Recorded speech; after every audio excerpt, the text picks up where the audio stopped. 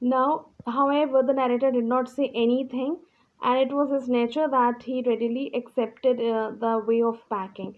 And after that, however, the narrator did not say anything, but he started the packing, and it seemed a longer job. But at last, he finished the packing, and he sat on it and strapped it, means closed it.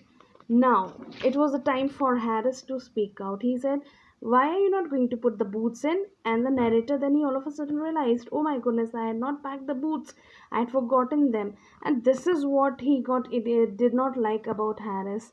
He couldn't have said before that, even if he was watching, then also he did not say, but after he had packed and strapped the bag, after that, this Harris was saying that pack it.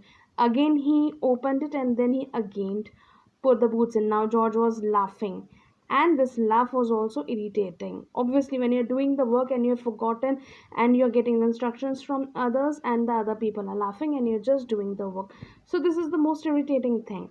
Now he put the boots in. Now, one thing that always haunted the narrator was his toothbrush. He had always forgotten to keep his toothbrush along with him.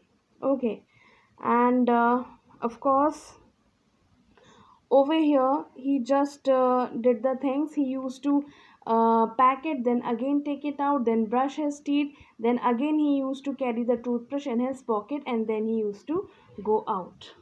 So in this way everything was like that over there. Now he could not find his toothbrush while he got George and Harris's 18 times.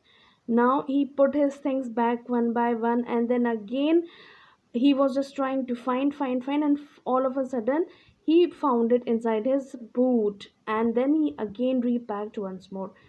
Now, once he was finished, George asked, "Have you kept the soap?"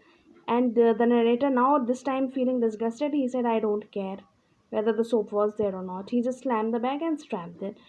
And he finally shut at 10:05 p.m. Then, after some time, George and Harris, they just began the packing.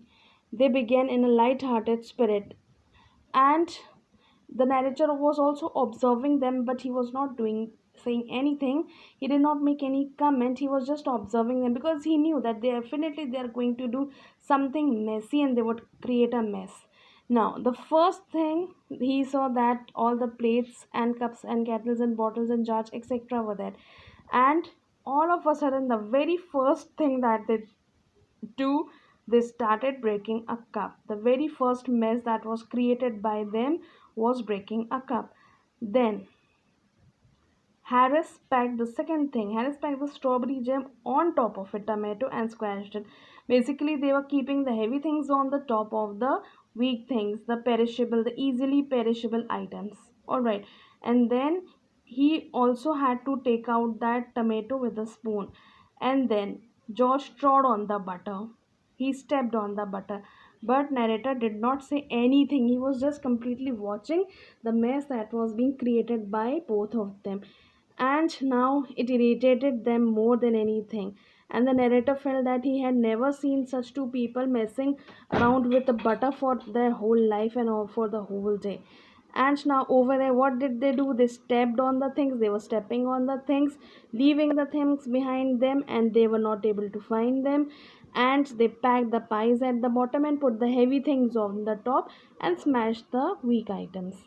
They spread salt everywhere.